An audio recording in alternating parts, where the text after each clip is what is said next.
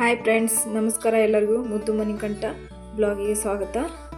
ನಾನು ಆರಾಮದೀನಿ ನೋಡ್ರಿ, ನೀವೆಲ್ಲರೂ ಆರಾಮದಿರಿ ಅಂತ ಅಂದ್ಕೊಂಡಿನಿ. ನಾನೀಗ ಒಂದು ಒಳ್ಳೆ ಟಾಪಿಕ್ ತಂದೀನಿ ನೋಡ್ರಿ ನಿಮ್ಗೆ. ದೀಪಾವಳಿ ಹಬ್ಬದಾಗ ನಾವೆಲ್ಲರೂ ದೀಪ ಹಚ್ಚಿ ಪಂಕ್ತಿ ಅಂತೂ ಇಟ್ಟಿರ್ತೀವಿ ಮನೆ ಒಳಗೆ. ಅವ್ನು ಹಂಗೆ ವೇಸ್ಟ್ ಮಾಡೋ ಬದಲಿ ಅವನ್ನ ರೀಯೂಸ್ ಹೆಂಗೆ ಮಾಡ್ಕೊಳ್ಳೋದು ಅಂತ ನಾನು ಇವತ್ತಿನ ವಿಡಿಯೋದೊಳಗೆ ಶೇರ್ ಮಾಡೀನಿ. ಇಷ್ಟ ಆದ್ರೆ ಲೈಕ್ ಮಾಡಿರಿ, ಶೇರ್ ಮಾಡಿರಿ, ಕಮೆಂಟ್ ಮಾಡಿರಿ. ಹೊಸ್ದಾಗಿ ನೋಡೋರು ಸಬ್ಸ್ಕ್ರೈಬ್ ಮಾಡ್ಕೊಂಡು ಸಪೋರ್ಟ್ ಮಾಡಿರಿ ಫ್ರೆಂಡ್ಸ. ನಾನು ಈಗ ದೀಪಾವಳಿಗೆ ನಾವು ಒಂದಿಷ್ಟು ವಾಟ್ರ್ ದಿಯ ತಂದಿದ್ವಿ, ಮತ್ತು ಒಂದಿಷ್ಟು ಮಣ್ಣಿನ ಪಂಕ್ತಿ ತೊಗೊಂಡ್ಬಂದಿದ್ವಿ. ಈಗ ಅವು ಮಣ್ಣಿನ ಪಂಕ್ತಿ ಇಲ್ಲ ನೋಡ್ರಿ, ಅವು ಅಷ್ಟು ತೋರ್ಸಾಕ್ತೀನಿ. ಹಚ್ಚಿ ಬಿಟ್ಟಿದ್ದು ಬತ್ತಿ ಎಲ್ಲ ತೆಗೆದು ನಾನು ಪಂಕ್ತಿನ ಸೈಡಿಗೆ ಇಟ್ಕೊಳಕತ್ತೀನಿ. ಹಚ್ಚಿದ ಬತ್ತಿನೂ ನಾವು ವೇಸ್ಟ್ ಮಾಡ್ಲಾರಂಗೆ ಅದನ್ನು ಯಾವ ಥರ ಯೂಸ್ ಮಾಡ್ಕೊಳ್ಳೋದಂತ ನಾನು ಈಗ ನಿಮ್ಮ ಜೊತೆ ಶೇರ್ ಮಾಡ್ಕೊಳಕತ್ತೀನಿ. ಅವನಷ್ಟು ಪಂಕ್ತಿಯನ್ನು ನಾನು ಬತ್ತಿ ತೆಗೆದೀನಿ. ಆಲ್ರೆಡಿ ಅದರೊಳಗೆ ಸ್ವಲ್ಪ ಎಣ್ಣೆ ಇತ್ತು, ನಾನು ಎಕ್ಸ್ಟ್ರಾ ಎಣ್ಣೆ ಏನು ಹಾಕೋದಿಲ್ಲ. ಅದಕ್ಕೆ ಒಂದು 3 ಲವಂಗ ಹಾಕೊಂಡಿನಿ, 3 ಲವಂಗ, ಒಂದು ತೇಜ್ಪತ್ತ ಹೊಳ್ಳೆ.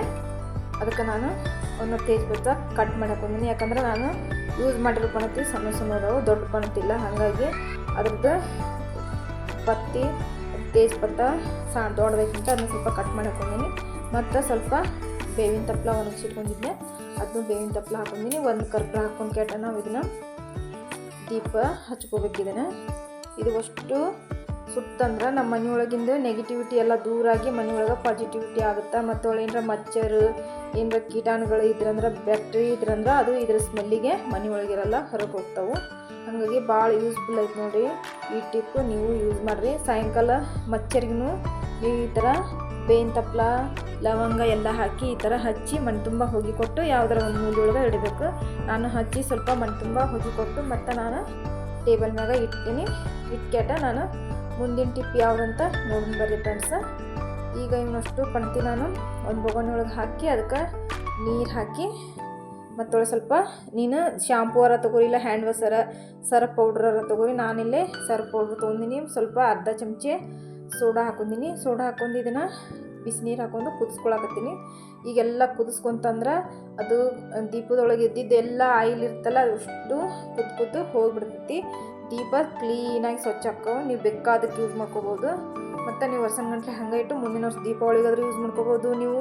ನಾನಿಲ್ಲೇ ಒಂದಿಷ್ಟು ಅಡುಗೆಗೆ ಯೂಸ್ ಮಾಡ್ಕೊಂಡಿನಿ.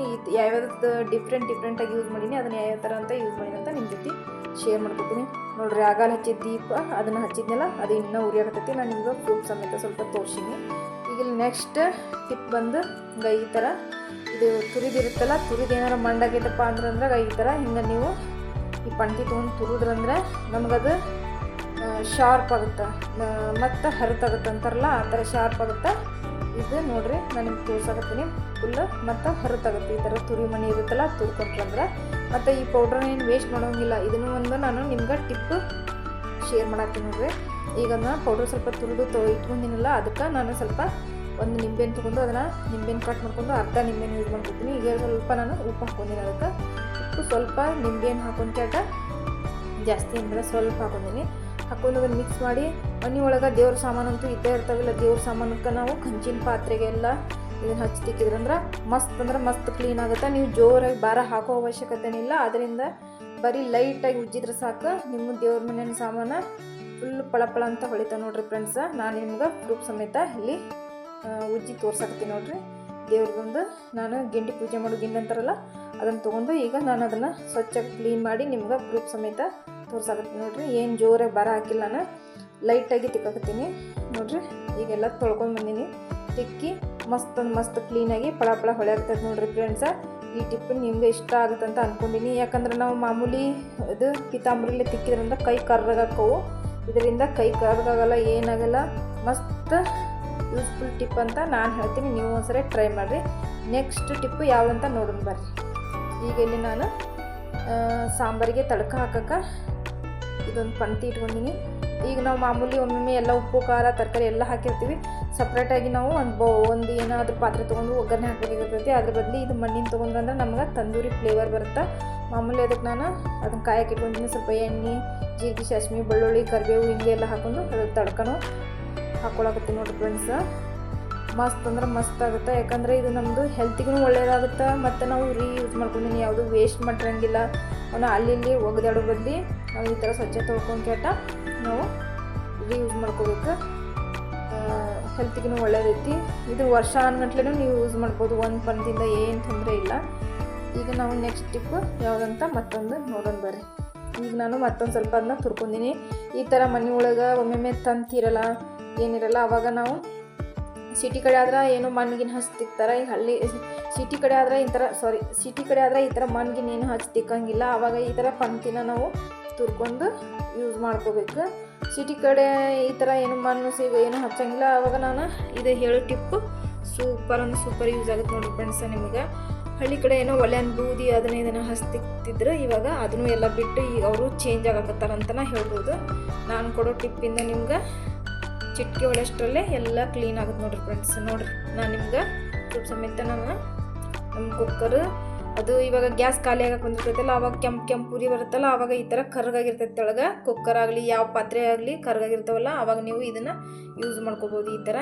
ಈಗ ನೆಕ್ಸ್ಟ್ ನಾನು ಒಂದು ಮುಟ್ಟಿಗೆಷ್ಟು ಮಣ್ಣು ಅಂತಾರಲ್ಲ, ಮಣ್ಣಾದ್ರೆ ತೊಗೋರಿ, ಇಲ್ಲ ಉಸುಗು ಅಂತಾರಲ್ಲ ಉಸುಗಾದ್ರೆ ತೊಗೊಂಡು ಅದಕ್ಕೆ ನೀವು ಸಬ್ಕಾ ಪುಡಿ ಅಂತ ಇರುತ್ತಲ್ಲ, ಸರ್ಫ್ ಪೌಡ್ರ್, ಅದನ್ನ ಹಾಕೊಂಡು ಮಿಕ್ಸ್ ಮಾಡ್ಕೊಂಡು ಸ್ವಲ್ಪ ನೀರು ಹಾಕೊಂಡು ಕ್ಯಾಟ ಕಲಿಸ್ಕೋಬೇಕು. ಅದನ್ನ ಕಲಿಸ್ಕೊಂಡು ಕ್ಯಾಟ ನಾವು ಒಂದು ಸ್ವಲ್ಪ ಗಟ್ಟಿ, ಜಾಸ್ತಿ ನೀರು ಹಾಕೋಬಾರ್ದು, ಸ್ವಲ್ಪ ಗಟ್ಟಿ ಆಗೋ ಥರ ಕಲಿಸ್ಕೊಂಡು ಕ್ಯಾಟ ಇದನ್ನು ನಾವು ಪಣ್ತಿರ್ತಾವಲ್ಲ ಪಣ್ತಿಗೆ ತುಂಬಿಸ್ಕ್ಯಾಟ ಇದನ್ನ ಬಿಸಿಲಾಗ ಫುಲ್ಲು ಒಣಗಿಸ್ಕೋಬೇಕು.